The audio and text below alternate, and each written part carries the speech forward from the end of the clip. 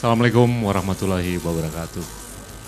Terima kasih Bu Ali Syabana dan Pak Chief Editor dari Warta Ekonomi dan seluruh jajarannya. Ini kesempatan yang bagus sekali untuk saya bisa bertemu dan mudah-mudahan bisa berdiskusi. Kalau saya boleh langsung saja ke topik pembicaraannya mengenai gimana caranya untuk menggesitkan birokrasi. Mungkin saya mau mulai dengan cerita. Ceritanya ini terkait dengan transisi saya dari swasta ke pemerintah.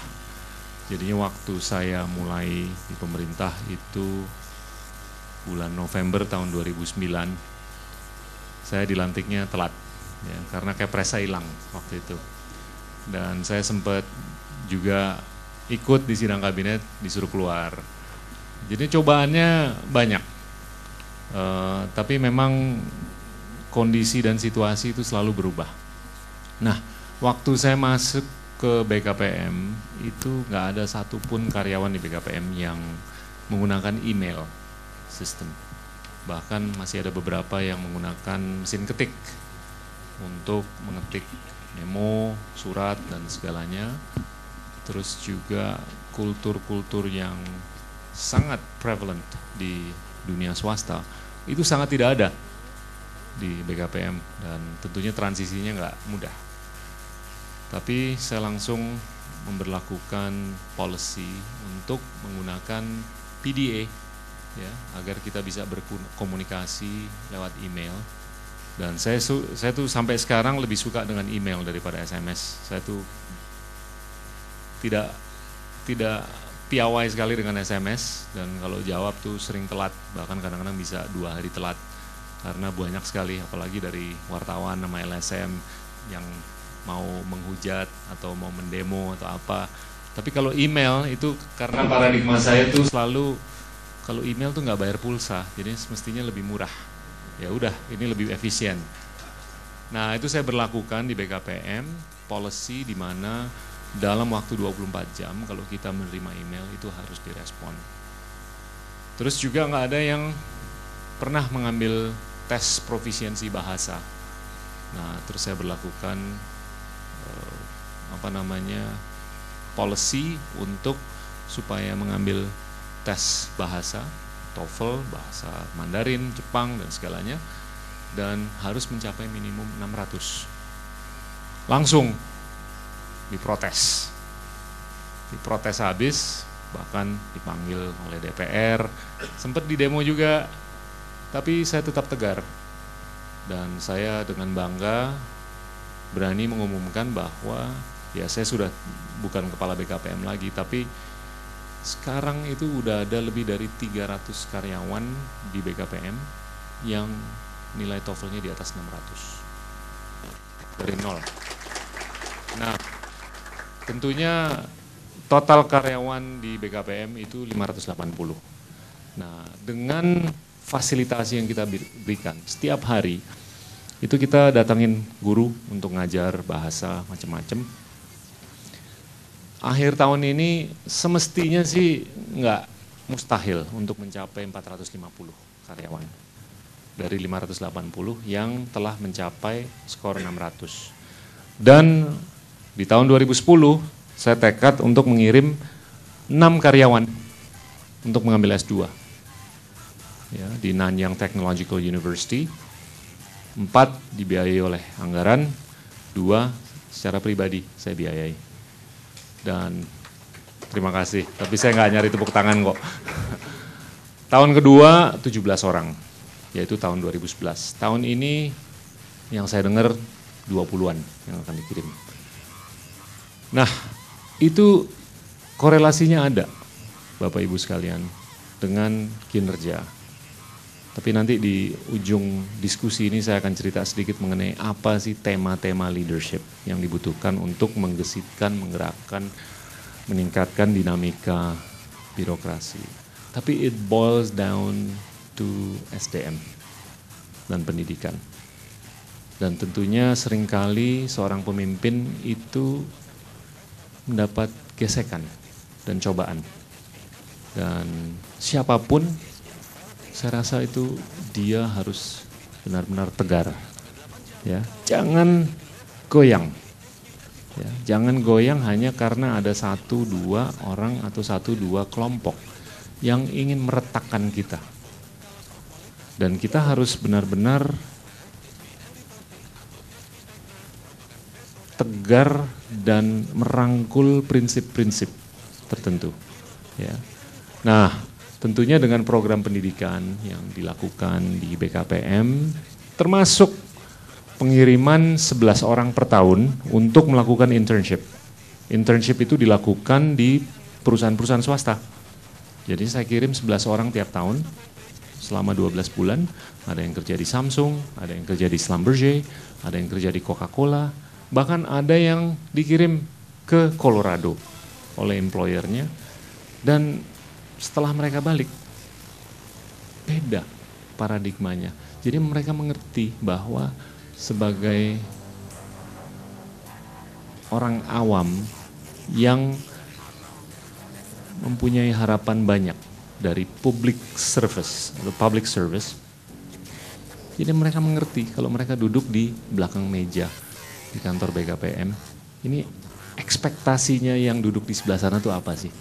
Nah, itu sangat tercermin dalam peningkatan efisiensi kerja. Saya pernah didatangin oleh seorang wartawan asing yang menanyakan berapa lama sih pemberian izin di BKPM. Dulu berbulan-bulan, tapi zamannya saya nggak tolerir dengan lebih dari beberapa hari. Saya bilang ya mungkin 3 hari. Nah, nggak tahu gimana dia mengirim mystery shopper. Mystery shopper ke tempat pelayanan izin PMA, PMDN di bawah. Ternyata mystery shoppernya itu mendapatkan izin PMA-nya dalam waktu 5 jam.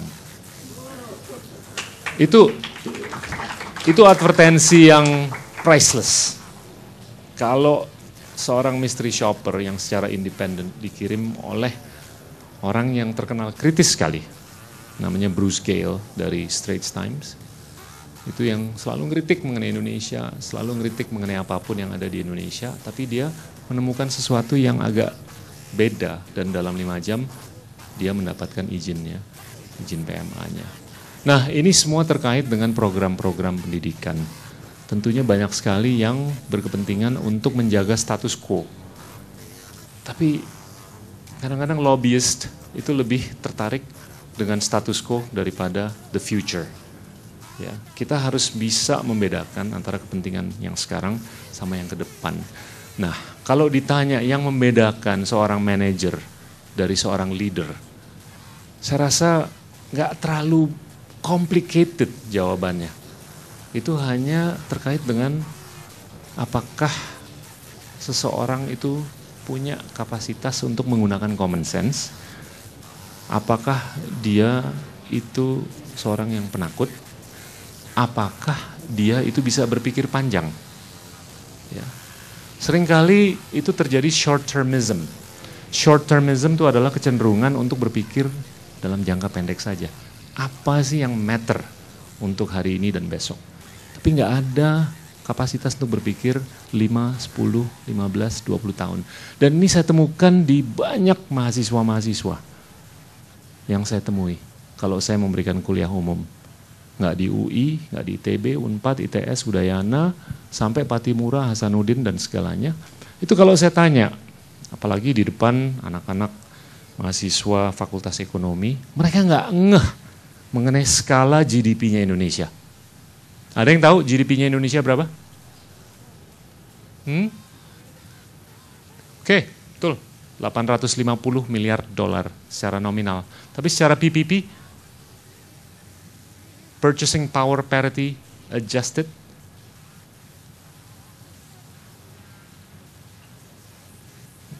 there you go. Ini penting sekali. Kenapa? Karena kalau kita tahu skala kita itu sebesar apa, itu sangat mudah untuk kita meningkatkan kapasitas bangga berbangsa.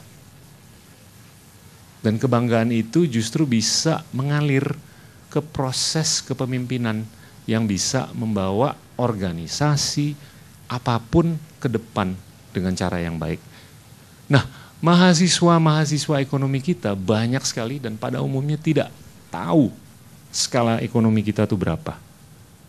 Bahwa itu 850 miliar dolar secara purchasing power parity adjusted udah 1,1 triliun dolar tahun lalu. Dan itu sudah lebih besar daripada GDP-nya Belanda, bekas penjajah kita. Dan ada yang tahu nggak kita sekarang ekonomi terbesar nomor berapa di dunia?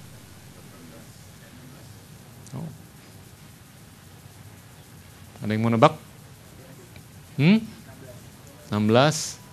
Secara PPP deh. Purchasing Power Parity Adjusted. Hah? Wah, kejauhan. Terlalu ambisius. Kita sudah nomor 15. Kalau nominal nomor 16. Ya, dan kita sudah melampaui Belanda, Turki, dan negara-negara lainnya. Dan kalau saya tanya, apakah kita lebih besar atau lebih kecil daripada Malaysia? Apakah kita lebih besar atau lebih kecil daripada Thailand? Ada yang tahu nggak GDP-nya Thailand berapa?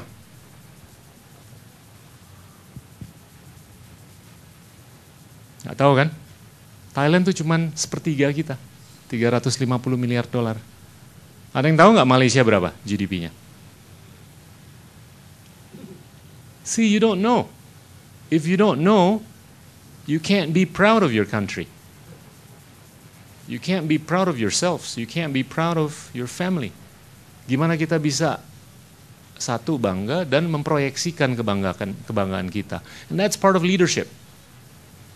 Kepemimpinan itu termasuk kapasitas kita untuk bisa memproyeksikan skala kita sekarang dan skala kita ke depan.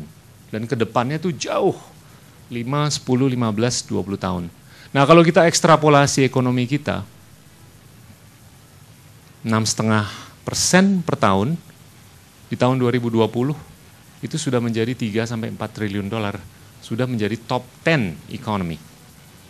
Kalau ke 2030 sudah menjadi 7-9 triliun dolar, sudah menjadi top 5 economy. Jadi bayangin tahun 2030 itu sewaktu usia kita 38 tahun. 18 tahun dari hari ini. Ada yang umur 20 nggak di sini? Nah, 20 kan? Ini masa depan kita. Ini yang saya sebut the Justin Bieber generation. Nah, ini kita semua anggota generasi Justin Bieber sampai Jay-Z. Ya. Mereka yang akan menentukan masa depan kita. And this is all about leadership. Dan ini semua terkait dengan gimana kita bisa menggesitkan birokrasi. In answer to the question, Malaysia itu cuma 240 miliar dolar, 1/4 dari GDP-nya kita. Tapi saya melihat banyak sekali orang Indonesia yang masih minder sama orang Malaysia.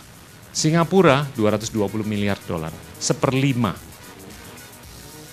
Dan kita masih minder sama orang Singapura. Nggak ada alasan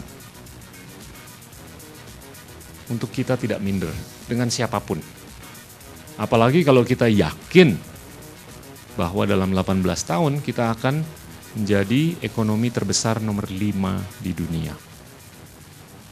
Setelah China, Amerika, India, dan Brazil. Nah, ini asumsinya linearity. Tentunya bisa terjadi catastrophic scenarios yang bisa mendisrupsi. Tapi ini semua tergantung Justin Bieber dan Jay-Z. Nah, sekarang begini, dengan broadband penetration rate yang di bawah 5%, kita sudah menjadi pengguna Facebook nomor 2 di dunia. Aneh kan? Kok bisa?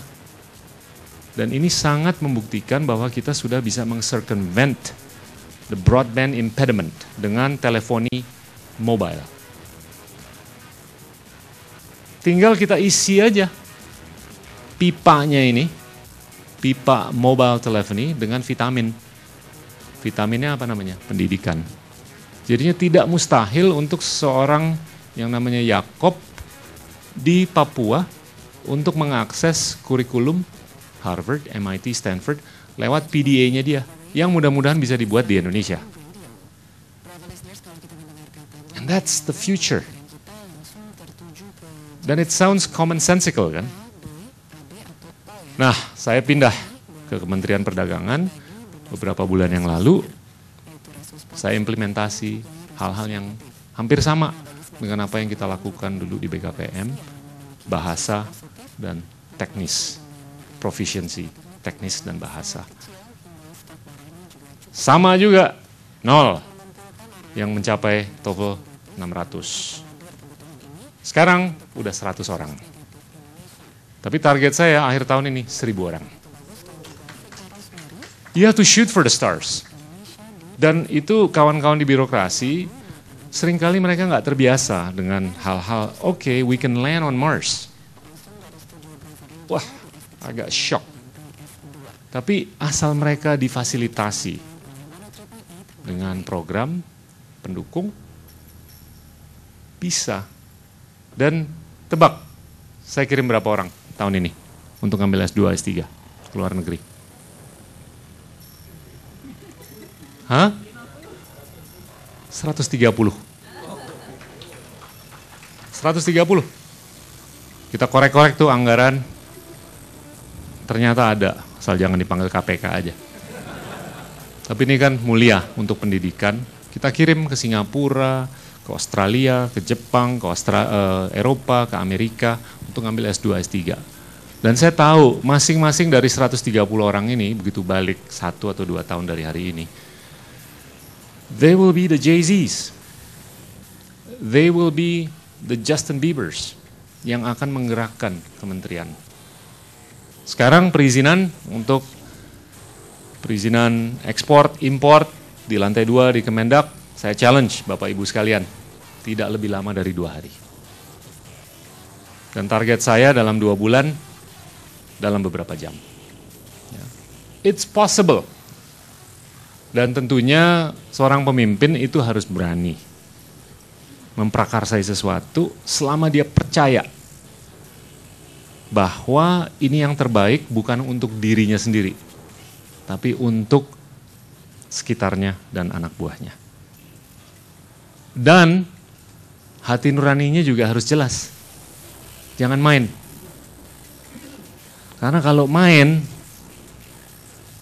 yang bawahnya ngelihat, you lose your credibility. Ya, kita akan kehilangan kewibawaan. Dan kita akan tidak menjadi credible dan sulit dipercaya. Dan there goes your leadership. The difference between good and great itu simple. Dalam konteks organisasi, dalam konteks akademis, dalam konteks birokrasi, itu saya rasa hanya 2 atau 3 hal saja. Pertama tentunya self-discipline. Ya, kita harus disiplin.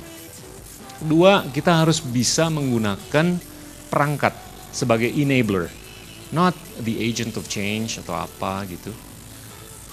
Ya, dan ketiga, saya rasa itu kita benar-benar harus grounded. Ya, jangan ngimpi boleh, tapi jangan tidak grounded. There is a saying, you have to maintain an equipoise between being fearless and being grounded. Jadi kita boleh fearless, tidak takut bahwa visi kita nih bombastis dan akan membawa bangsa dan negara, kantor dan organisasi ke tempat yang jauh lebih tinggi, ke tempat yang jauh lebih jauh. Tapi kita juga harus commonsensical dan grounded. Nah, kalau kita stick to 2, 3, atau 4 prinsip-prinsip seperti itu, nggak ada alasan siapapun bisa. Tidak ada alasan tidak bisa menjadi seseorang dan pemimpin yang besar. Jadi kalau saya ditanya gimana sih menggesikkan birokrasi, nggak jauh dari konsep yang saya gunakan untuk membina atlet golf. Nggak jauh dari konsep yang saya gunakan untuk membina musisi. Saya sudah memproduksi 17 album. Album terakhir Smash. Ada yang tahu nggak Smash? Tahu kan? Ini album yang terlaku dalam sejarah. Dalam berapa? 5 bulan laku 1 juta keping. Ini yang sosis. Ada yang lihat nggak iklan sosis? Ini boy band, 7 anak-anak kecil, 15-16 tahun. Nyanyi lagu-lagu kayak K-pop gitu. Ya. Tompi. Ada yang tahu Tompi kan? Ada yang tahu lagu Selalu Denganmu? Nah itu saya yang main piano. Ya. Tapi again, it boils down to common sense. It boils down to being fearless. It boils down to disiplin. Dan jangan neko-neko. Ya, hati nuraninya harus jelas. Banyak sekali orang berwacana, wah kita akan jadi ini, kita harus jadi begini, kita harus jadi begini. Tapi he or she doesn't exactly do what he or she preaches. Jadinya he or she akan kehilangan leadershipnya. Akan kehilangan kapasitas untuk menggesitkan birokrasi. Yang terakhir saya mau cerita mengenai recruiting.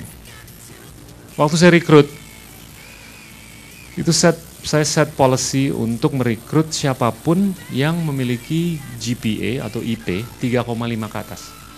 Dan TOEFL-nya 600. Wah, itu hampir seluruh anggota eselon 1 saya protes. Bapak, ini gimana? Kita biasanya terima orang yang IP-nya 2,2. Apalagi kalau ditelepon anggota DPR.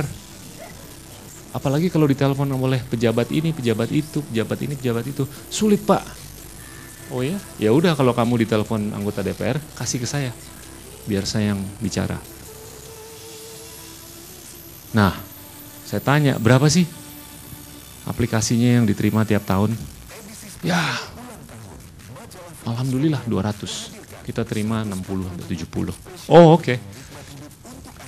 Tapi saya kekeh, saya set di IP 3,5, TOEFL 600. Dan saya keliling memberikan kuliah ke beberapa universitas. Dan saya ceritakan, saya hanya bisa gaji adik-adik 2 juta per bulan. Kalau adik-adik mau bekerja di QB, Warta Ekonomi, IBM, Citibank, Morgan Stanley, JP Morgan, silahkan. Gajinya pasti akan lebih tinggi. Tapi ada resiko. Di swasta tuh kapanpun bisa aja dipecat. Karena I went through that. Saya dulu di dunia investment bank. Itu hampir setiap beberapa bulan itu ada aja yang dikasih pink slip, dipecat. Kalau di pemerintah kayaknya agak sulit untuk memecat. Kecuali kalau dia korup atau apa. Satu. Kedua, saya percaya bahwa ruang fiskal kita tuh besar sekali. Ruang fiskal negara kita tuh besar sekali. Kapasitas kita untuk mengeluarkan anggaran untuk kepentingan pembangunan jalan, beli tank, beli helikopter, pendidikan, dan segalanya itu besar sekali dan akan terus lebih besar. Sekarang mungkin saya hanya bisa kasih gaji 2 juta ke PNS yang baru. Tapi bayangin, sekarang yang bayar pajak aja cuma 9 juta orang di Indonesia. Nggak ada yang tahu kan? Jumlah pembayar pajak di Indonesia itu kurang lebih 9 juta. 8,5 juta individu, 1,5 juta korporat. Bayangin kalau yang jumlah pembayar pajaknya itu bisa naik ke 30 juta. Anggaran kita aja sekarang, anggaran pemerintah itu udah 1.500 triliun rupiah. Kalau yang jumlah pembayar pajaknya itu bisa meningkat ke 30 juta, anggaran kita tuh bisa puluhan ribu triliun. Dan kapasitas kita untuk memberikan remunerasi atau kompensasi ke PNS itu akan jauh lebih tinggi di kemudian hari. Dan itu within our lifetime. In the next 5, 10, 15 years. Nah, kalau belajar finance, itu ada namanya konsep net present value. Jadi adik-adik, tolong gunakan kalkulator kalian. Adik-adik, nah itu dihitung aja present value-nya. Kalau sekarang 2 juta, siapa tahu 10 tahun lagi itu gajinya 200 juta. Dan itu tidak mustahil, Bapak Ibu sekalian. Wong dengan 9 juta pembayar pajak aja, kita sudah bisa memberlakukan pajak 20% untuk perusahaan TBK. Sekompetitif perusahaan-perusahaan TBK di Hong Kong dan di Singapura. Apalagi kalau jumlah pembayar pajaknya lebih banyak. It's only a matter of time. Wah, anak-anak di sekolah langsung tergiur. Wah, boleh juga nih jualannya nih. Tahu yang apply berapa ke BKPM? 1476. Rekor, masing-masing TOEFL-nya 600 dan IP-nya 3,5 ke atas. Itu membuktikan dua hal. Bahwa adik-adik kita itu mengerti konsep hitung-menghitung. Dan kedua apa? Banyak orang pinter di Indonesia. Hanya mungkin mereka nggak tahu aja GDP kita nomor berapa di dunia.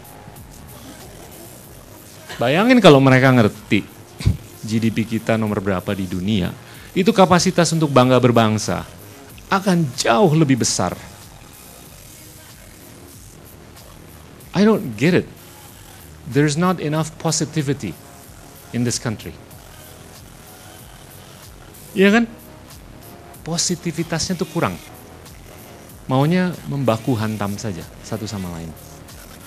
Yang ketawa negara-negara tetangga. Itu saya agak heran. Bisanya mengkritik aja. Kritik boleh, asal konstruktif. Dan kita harus bisa melihat gelas setengah penuh, jangan setengah kosong. Nah, what does it have to do with leadership? It has everything to do with leadership. Kalau kita bisa ngelihat gelas ini jernih, jelas, dan kita selalu berpikir secara positif, dan kita akan terus melakukan edukasi penyuluhan terhadap sesama teman, kerabat kerja, dan segalanya. Nggak ada alasan untuk bangsa kita tidak menjadi bangsa yang besar. Saya percaya itu. Dan within our lifetime, in the next 18 years, barring catastrophic scenarios, kita sangat punya kesempatan untuk menjadi bangsa yang besar. Dan itu mulai dari swasta, dan juga birokrasi. Dan saya yakin kalau kita bisa menggulirkan, menularkan program-program yang simple, seperti apa yang sudah dilakukan di BKPM, mudah-mudahan di Kementerian Perdagangan, dan juga di kementerian lembaga lainnya, sangat kita bisa mencapai titik-titik yang jauh lebih tinggi daripada apa yang sudah kita capai. So in essence, ilmu apa sih untuk menggesitkan birokrasi? Nggak ada ilmunya. It's simple common sense, it's simple fearlessness, it's simple view taking about the future. Ya. Bedanya antara manager dengan leader, seorang leader itu harus terus berpikir 10-20 tahun ke depan. Tapi kenyataannya kita selalu terbelenggu oleh kenyataan untuk berpikir bayar gaji besok, cari profit kuartal ini, cari cash flow untuk kuartal ini. Itu boleh, tapi harus kadang-kadang kita memarkir diri di coupling sebelahnya untuk melihat dunia ini dengan kacamata yang beda dan bisa membuahkan perspektif yang mudah-mudahan lebih jernih. Itu saja Bapak Ibu sekalian, terima kasih. Wassalamualaikum warahmatullahi wabarakatuh.